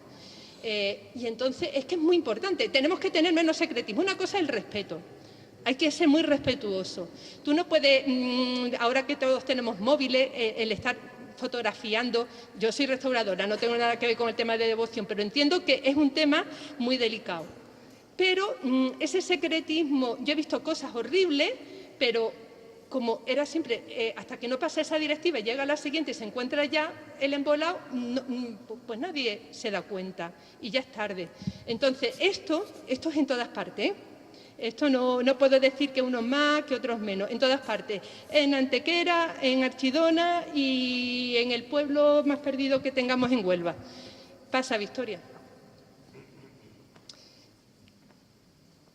Pasa, me voy a mirar ya. Sí. Este caso es, como yo lo que decía, muchas veces lo que nos encontramos que no reconocemos. Esto es un frente de altar que estaba una alacenita en una iglesia, tú abrías la alacena y en las puertas estaban forradas con papel de empapelado y con una tela. Pues la tela, ¿veis el papel empapelado de arriba? Alguien cogió, le dio un tirón y veía que había como pintura. Pues se habían empapelado esas puertas con el frente antiguo de un altar, posiblemente del siglo XVI. El anterior, Victoria, la anterior. Solamente tenemos esto, pero es una preciosidad. Bueno, yo lo veo desde mi punto de vista, ¿no? Y sobre todo es una reliquia de aquellos frentes de altares que ya no tenemos.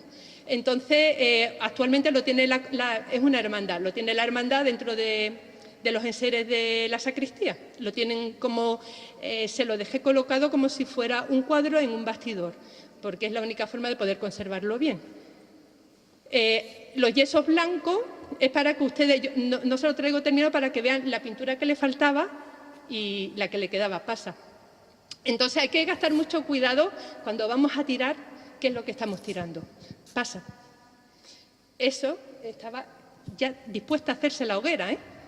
Este atril es precioso y además que, sobre todo la antigüedad, que es finales del XVI posiblemente, esa taracea, claro, ellos vieron una madera totalmente carcomida. Nosotros tenemos métodos que es sumergir. Cuando tú tienes corcho, dices que esto no puede soportar ya peso, esto es que se rompen las manos. No os preocupéis, es que hay sistema. Y eso pasa con las barcas de los vikingos que han aparecido y todo. ¿Cómo estaría esa madera leñosa a punto de romperse cuando la tocas? Pero se consolida. Tenemos sistemas y es muy sencillo. Solamente va sumergiendo en diferentes concentraciones de una resina y al final lo consolidas, se le elimina totalmente el brillo que pueda tener y ese atril está en el archivo entrando encima de un arcón. Nadie se podía imaginar que ese estuvo hace 20 y tantos años a punto de arder en una hoguera, en una limpieza. Pasa, Victoria.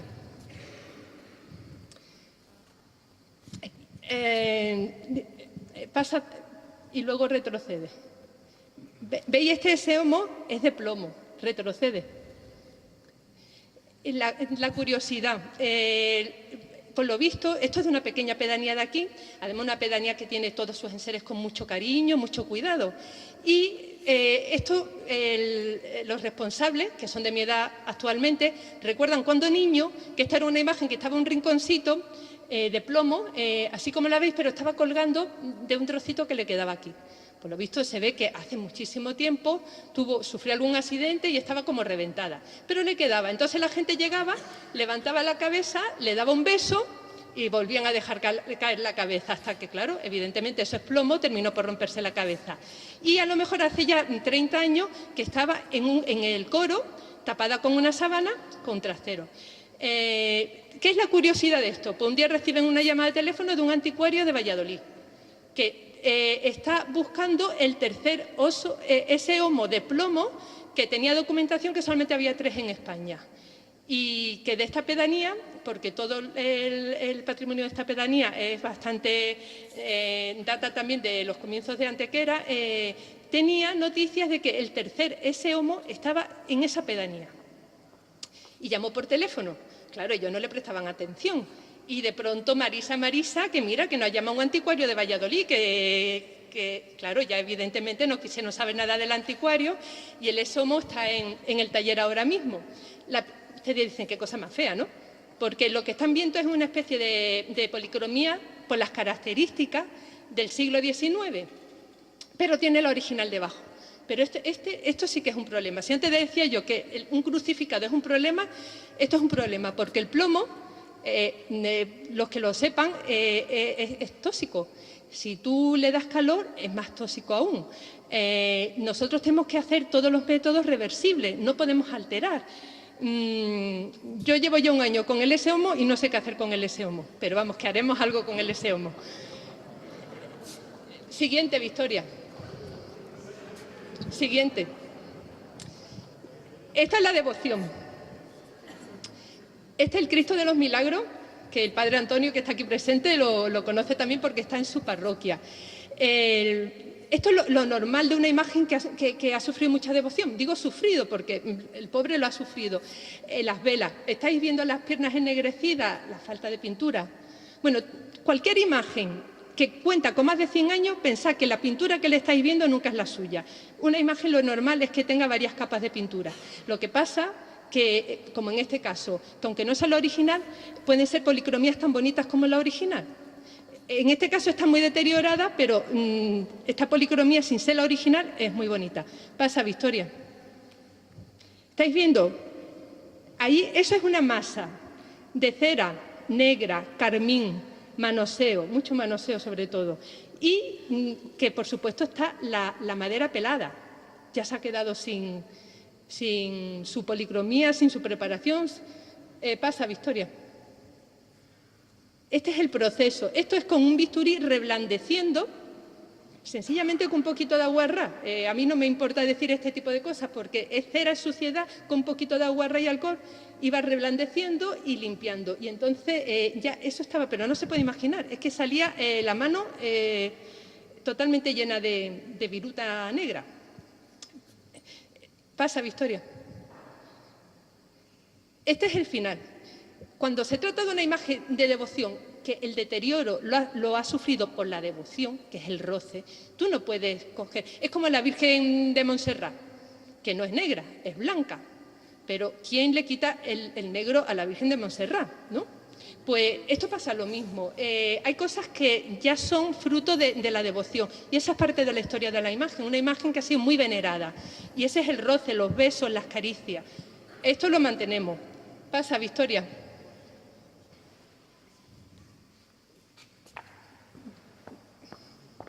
Bueno, esta es ya la imagen ya finalizada. Por eso le digo que restaurar, conservar, intervenir sobre el patrimonio no es algo de sota, caballo y rey. Y cada vez que tienes una pieza tienes que pensar, tienes que documentarte. Y lo más importante, que yo, aquí somos los que somos, sería trabajar en un equipo interdisciplinar. El primer instituto que se creó en Madrid en los años 60 contaba con sus laboratorios de química, con sus laboratorios de física y un equipo desde el historiador hasta el restaurador y todo compenetrado. Yo tengo la suerte de trabajar aquí. Antequera tiene la suerte de poder contar con profesionales que de una forma gratuita hacia las cofradías, hacia las iglesias, estamos trabajando, ¿no? También un restaurador de bienes inmuebles. Pero no le podemos pedir más. Entonces, este es el... Pasa. Esto es para que vean ustedes el proceso. El proceso, cuando tú tienes la pintura que se está cayendo, cogemos siempre con métodos tradicionales que no sean... los productos sintéticos modernos luego no se pueden eliminar. O no sabemos cómo se van a eliminar y no sabemos dentro de 50 años el aspecto que van a tener. Pero estos son las colas naturales de toda la vida. Con esto, con una espátula caliente, mucha paciencia y un pincelito y con papeles aplastando, vamos dando calor, va entrando la cola, que es parte del material original también en este caso, y vamos fijando. Y así es como se hace con los cuadros, se hace con las esculturas, se hace con todo. Pasa, Victoria. Y esto es lo que, aquí se ve muy bien, lo que son las lagunas rellenas con el yeso, que nosotros le llamamos estuco, pero para que ustedes entendáis. Y este es el Cristo, este que os he dicho antes, con tanta devoción, y una vez que se finalizó la limpieza y se rellenó y se bajó la pintura, que estaba un poco levantada, pues pasa. Yo creo que este es el Cristo, que está allí en San Sebastián, pero me parece que San Sebastián hoy tampoco se podía visitar. Bueno, este Cristo es posiblemente del mismo autor del que vais a ver en San Pedro esta tarde. Os lo digo vosotros que antes se vio a la hora de ponerle la espiga en el brazo, pues son hermanos. Este es más pequeñito, de este tamaño, y el otro es un Cristo tamaño natural. Pasa. Estos son los altares callejeros que también sufren la intemperie, los cristales se rompen finalmente, el sol, la lluvia, pero tienen solución. Pasa. Esto ya, y soluciones, como digo yo, que no son tan aparatosas en cuanto al tamaño, pero Recuperas el cuadro, vuelve a su lugar, le pones su techito para que no le dé el sol, te preocupas de que el cristal no esté roto y que tenga aireación. Bueno, no puedes tampoco hacer gran cosa. Lo ideal sería que estuviera en unas condiciones perfectas, pero si no, perdería su razón de ser. Esta es la Virgen del Socorro y la tenemos en la Plaza de Santiago. En un altar, bueno, el cuadro viene a ser de este tamaño, más o menos. Pasa. ¿Alameda está por aquí? ¿No? Bueno, pues yo pensaba que iban a venir de Alameda. Este año, dentro del programa de tantos años centrándonos en la conservación, esto sí es importante para usted, aunque tenga imágenes modernas, y son los textiles. Los textiles que hoy son nuevos, pero que algún día queremos que dentro de 300 años sean parte de un patrimonio antiguo. Esta túnica es una túnica del 18. La guerra civil prácticamente terminó con todo el patrimonio en Alameda, pero de la hoguera sacaron esta túnica y la han conservado con mucho cariño, con mucho mimo. Yo lo que os quería plantear con este ejemplo, ellos la tenían dobladita, con cariño, pero muchos de ustedes, ¿a que hubierais planteado el pasar los bordados a un terciopelo nuevo y volver a ponérselo a vuestro Cristo? Sí, ¿verdad? Pues ya le habéis quitado el 50% del valor, como mínimo. Este tiene dos tipos de valores. El histórico porque realmente es un ejemplo de lo que fue la guerra, del esfuerzo de unas personas que realmente arriesgaron su vida para sacarlo, ¿no? Es un testimonio histórico, lo primero. Luego es una pieza, cuando no es imprescindible, porque no siempre lo es, tenemos que hacer cosas nuevas, pero cuando intentamos algo que tiene un final, porque tanto el papel como la tela son extremadamente delicados. Tú puedes coger una madera, como antes decía, una barca vikinga, consolida y tienes barca tienes durante miles de años, pero con una tela no. Una tela va a tener un final, posiblemente, y tenemos que ralentizar ese final. Entonces, el uso tiene que ser un uso consciente, un uso razonado, y a no ser que sea... yo conozco un manto que la persona que lo donó decía que en el momento en que dejara de utilizarlo la Virgen, perdía la propiedad de la cofradía. Entonces, eso es un caso especial. Pero si tú, en este caso, aparte de quitarle el valor histórico, lo pasas, le estás quitando una cosa muy importante. Los terciopelos antiguos son irrecuperables. Es decir, esos tintes naturales, esa forma de hacerla, esas técnicas. Hoy en día hay cosas maravillosas, pero ya no son las mismas. Pasa, Victoria. Estos están puestos la parte del forro y aquí vuelvo a repetir que hay muchísimo patrimonio. Entonces, algunas veces es excesivo el volumen y faltan los medios, falta el lugar, falta el espacio. Vuelvo a insistir sobre lo mismo. Un tejido, un doble, que tú no estés cuidando, que le estés cambiando el doblez, que no doble siempre por el mismo lado, que no le crees un relleno, que no sobreponga mucho peso encima. A lo mejor dentro ha durado 200 años y un maltrato de 10 años ya nos puedes crear una línea que mañana va a partir por ahí la tela. Sobre todo las señoras que están más acostumbradas a las telas, que estáis aquí. ¿Y cuántas veces tenemos todo muy limpio y empiezan a salir manchitas blancas en la tela, ¿no? Y que son productos de la misma madera del armario. Y hay cosas que se nos escapan. Me pasa, Victoria. Yo siempre pongo ejemplo, cuando llegué hace 25 años, en esos comienzos, estaba en una iglesia de esas que hoy son una joya, pero que en su momento que se venían abajo, y había portera. Y estaba yo con un equipo, estábamos haciendo un trabajo, y la portera una de las veces me dice: ven, Marisa, te voy a enseñar una cosa, fíjate. La señora venía encantada, mira lo que he hecho, y me enseña un vestidito de un niño del 18, una talla de madera, que tenía un vestidito de seda bordado, pero totalmente gastado. Le había cortado todos los encajes metálicos, había comprado un poliéster de esos azul de forro, le había hecho su vestidito al niño y le había colocado el encaje de plata. Claro, no, ahora eso es como lo de Cecilia, ¿no? Que todo el mundo se asusta, pero ¿quién no ha visto eso en su pueblo? O en su ciudad, o en su cofradía, o en su parroquia, con la buena intención que se hacen las cosas. Y yo lo que os quiero decir que esa seda, porque era una seda además totalmente desteñida, pero esa es irrepetible. Y cuando las cosas ya no están para ponerla, y lo que tenemos que hacer es guardarla en un cajón, se le pone, también hay que gastar cuidado con cómo se guarda, porque ni todos los métodos son iguales y muchas veces ponemos un papel de seda azul y el papel de seda azul pasa Victoria, lo que vais a ver ahora.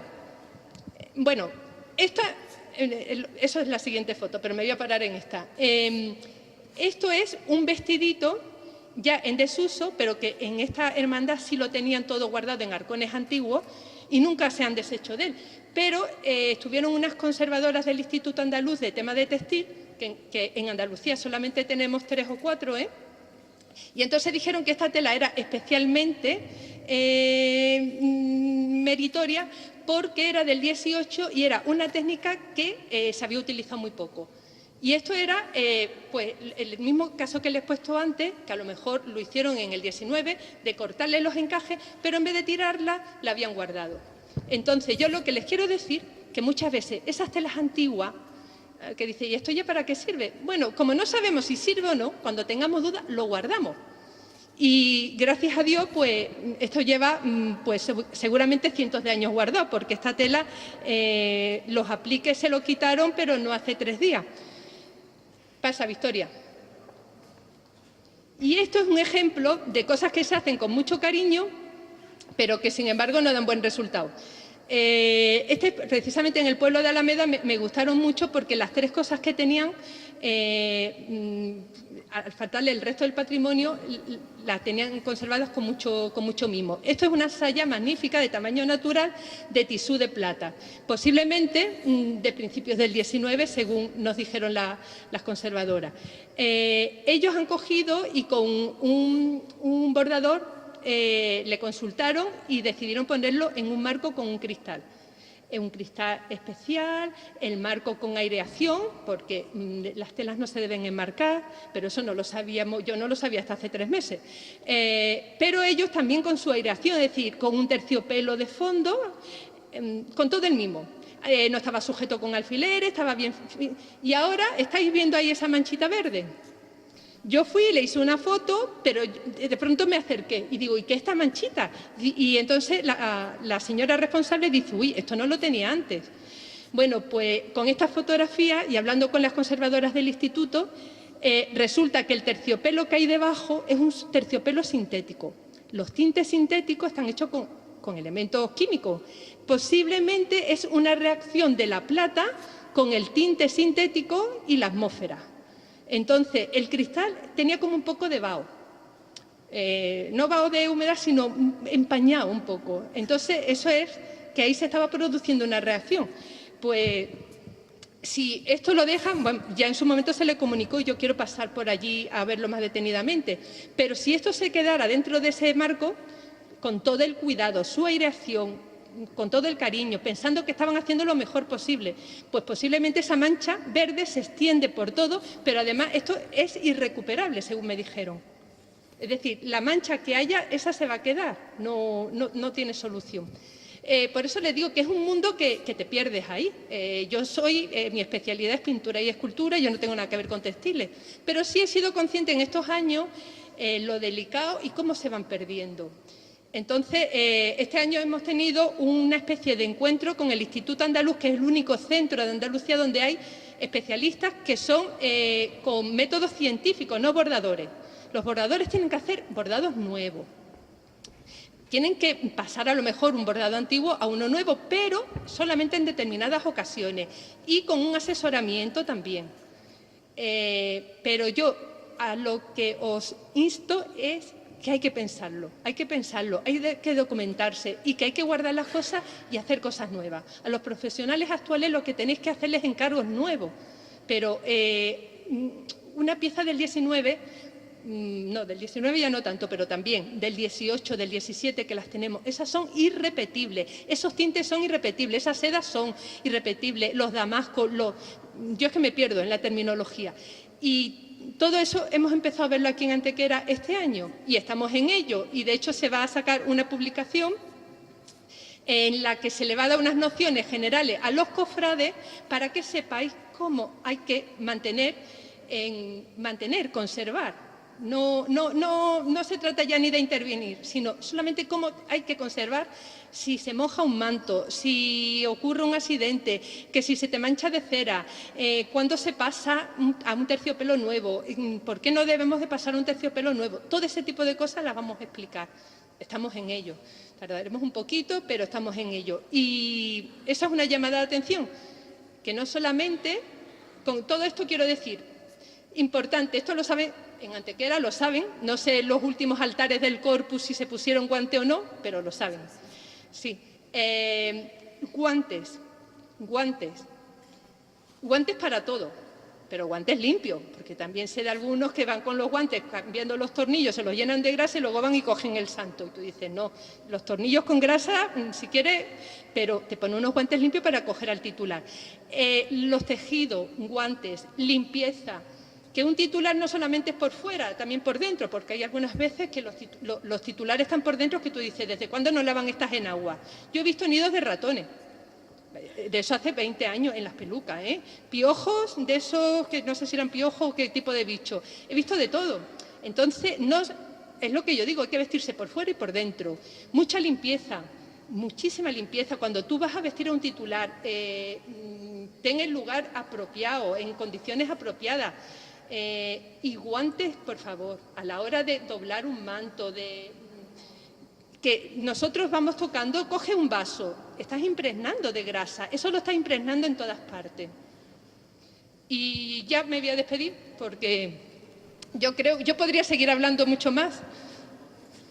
Yo creo que esta era la última. Bueno, antes os comenté que aquí no te esperaba, Antonio. Antes os comenté que la primera vez que los países se reúnen para crear o dictaminar unos criterios que tengan que ver con la conservación y la restauración fue en 1931. La UNESCO, con la Segunda Guerra Mundial, se crea precisamente para tema de cultura, de educación, de ciencia, pues para la reconstrucción de todo un patrimonio que se había destruido. Y a partir de entonces no se pueden imaginar la de cartas dando consejos, ¿no? O estableciendo criterios para el tema de la restauración y conservación. El primero, que es la Carta de Venecia, luego han sido infinitas, pero todo va dirigido siempre a lo mismo, a los técnicos. Y digo, pero si los técnicos solamente llegan a una iglesia cuando le dan un encargo, recogen lo que sea o ponen un telón, allí nadie se entera de nada y se van. Digo, es que es importante que el usuario, ya sea el párroco, el parroquiano, el cofrade, los que viven el templo, los que están realmente pendientes del templo, sean conscientes de lo que tienen. Y para eso hay que educarlos. Y en Atenas se reunieron en un momento dado, en el 31, antes de lo de la UNESCO y todo eso, para felicitar al gobierno griego de la sensibilidad que estaba mostrando con sus ruinas. Y entonces ahí es donde se establecen 10 puntos que son los primeros que aparecen en el siglo XX, los primeros que aparecen en la historia moderna. Y el último punto decía que a las instituciones, que la mejor forma de conservar nuestro patrimonio era mediante el cariño de los ciudadanos. Es decir, el patrimonio no lo va a conservar Marisa Olmedo, que está contratada por el ayuntamiento. El patrimonio lo van a conservar cada cofradía, cada directiva que llega, tratando con mimo y con cuidado. Pero para eso hay que educarlos. Y entonces ya en el 1931 se hablaba de que era muy importante educar a la ciudadanía para que tuvieran cariño y consideración y entendieran qué es lo que tenían entre sus manos. Y entonces, ahí estáis todos vosotros. Para que os pongáis guantes, que tratéis con mucho cariño y que siempre lo penséis 2 veces. Y que para tirar siempre hay tiempo. Yo voy a empezar a hablar. Una pregunta. Las imágenes, porque luego empieza a hablar uno, Sí. las imágenes cómo se limpian. ¿Cómo limpiamos una imagen o quitamos el Siempre con una brochita de la mejor calidad, de pelo de buey, pelo de Marta. Parece fácil, pero no es fácil. No. Y además, aunque la limpiéis, siempre le va a quedar el blanquecino. ¿Verdad que sí? Eso le va a quedar. Entonces, yo no os puedo decir que cojáis una bayeta súper estrujada y que tamponéis, porque es que no sé qué es lo que estáis tamponando. Si se trata de una imagen de olor, las de escayola de los años 60, si tú coges una bayeta, es decir, esto ahora mismo me tiraré en piedra a mis compañeros, pero yo entiendo que os tengo que decir algo, porque si no, vaya que hagáis otra cosa peor. Entonces, si tú coges una bayetita templada, totalmente estrujada, muy estrujada, un poquito templada, y después de haber con una brocha muy fina, una brocha de estas de Marta o pelo de buey, que sea no de estas de cerda de los chinos. Entonces, la habéis limpiado muy bien el polvo, pues luego si veis que hay zonas, estoy hablando de imágenes de olor, que se quedan blanquecinas, pues vais tamponando. Tamponar, enjuagar y repetir. No refregar, no, ¿eh? Porque si no lo que hacéis es empañarlo todo y solamente tamponar. Y que a lo lejos no se ven esas cuestiones de polvo. Una vez que lo hacéis bien, eso no se aprecia a lo lejos. Lo que se aprecia son los besos, el manoseo, el con las manos sucias, el intentar manipular, todo eso va dejando huella. Y eso es lo que luego aparece negruzco, que no sabemos cómo quitar.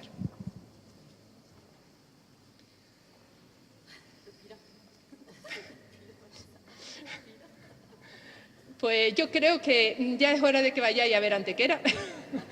Y yo trabajo en el taller y seguramente que si alguna vez tenéis alguna duda, Manolo Barón yo creo que está de acuerdo conmigo, no tengo ningún inconveniente en contestaros y nada, porque el patrimonio no es el patrimonio de Antequera, es el patrimonio de todo, es patrimonio de la humanidad, el nuestro, el de Huelva, el de Madrid y el de París, todos son patrimonio. Entonces, no podemos pensar, es tuyo, es mío, no, es nuestro patrimonio. Pues encantada y que paséis un buen día. A continuación llamo al presidente.